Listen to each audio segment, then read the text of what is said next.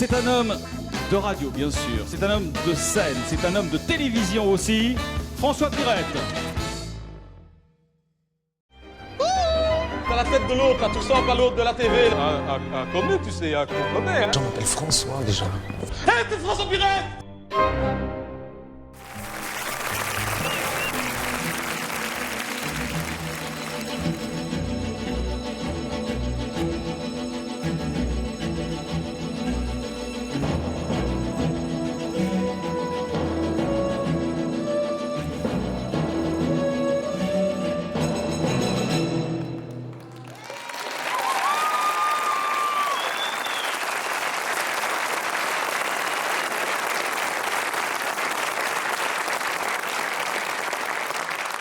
Bienvenue en 2017. Ça y est, enfin, on a rouvert les charbonnages. Et je suis pas mécontent parce qu'il paraît que c'est grâce à moi. Ouais, on m'a dit que c'était moi qui en avais eu l'idée finalement. Quand j'y repense, c'est arrivé bêtement il y a quelques années. C'est arrivé parce que j'étais dans la rue avec ma voiture. J'étais pas dans ma voiture, j'étais avec ma voiture. Enfin, j'étais à l'extérieur de ma... Enfin, je poussais ma voiture. C'est ma voiture, comme ça. Ouais. Je me souviens, c'était la dernière fois que j'étais tombé en panne d'essence. Je me souviens que c'était la dernière fois parce que c'était la dernière fois que j'avais eu les moyens de faire le plein. Donc, à l'époque, tomber en panne d'essence, c'était un signe extérieur de richesse parce que ça voulait dire qu'on avait les moyens de faire le plein. Donc, c'était la dernière fois. Et je poussais ma voiture comme ça jusqu'au garage le plus proche parce qu'à l'époque, l'essence était devenue tellement chère que les voitures étaient consignées. Oui. Les garagistes les reprenaient comme des vidanges. Ils étaient obligés, c'était la loi. Ils en avaient tellement marre d'ailleurs qu'à la fin, ils ne voulaient plus les reprendre, il fallait les graisser un peu, ou sinon, c'est à partir de là que la formule graissage-vidange a pris tout son sens. Donc j'étais en train de pousser ma voiture vide, que tout à coup, une autre s'arrête à ma hauteur. Ça m'avait frappé parce que, je me souviens, c'était une voiture de ministre. Et que c'était la première fois qu'un ministre faisait l'effort de se mettre à ma hauteur. Donc ça m'avait... Faut dire que c'était pas un vrai ministre au départ. Au départ, c'est un bourgmestre. Mais on l'avait empêché d'être bourgmestre, donc il était devenu ministre.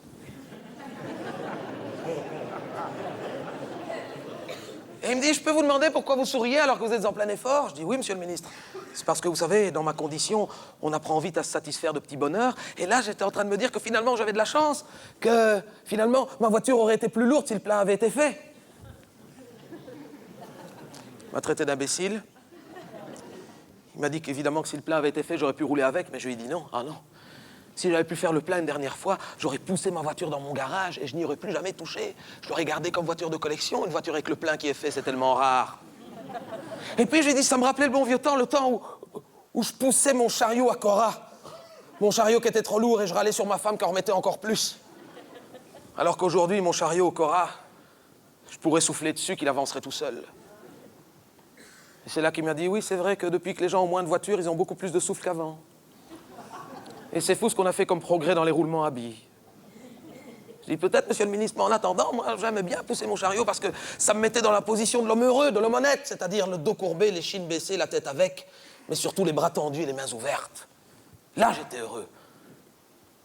Alors il m'a dit, pourquoi ça vous plairait, ça vous rendrait heureux à nouveau de repousser des chariots? Je dis, ouais, il a rouvert les charbonnages pour moi. L'idée vient de moi.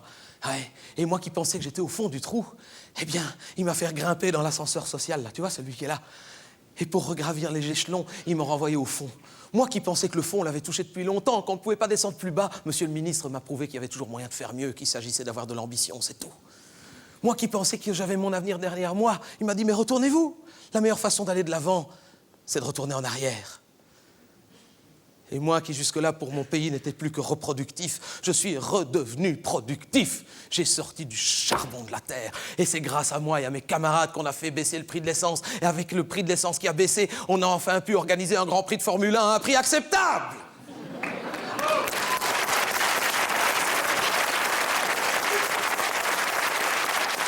Oui. Grâce à moi, la Wallonie est redevenue le poumon économique.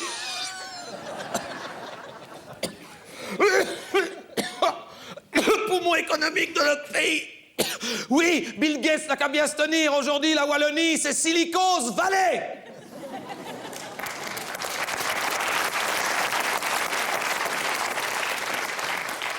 Évidemment, ça a fait des jaloux.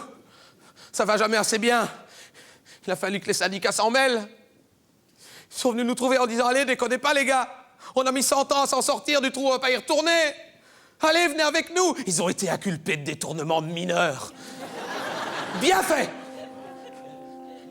Ils sont venus nous trouver. Ils nous ont dit « Allez, si tous les ouvriers du monde se donnaient la main. » Quoi, si tous les ouvriers du monde se donnaient la main? Avec quoi on travaillerait alors? Ils nous ont dit « Allez, on va se serrer les coudes. » Non, non, surtout plus. On va pas se serrer les coudes, avec quoi on prend notre envol après?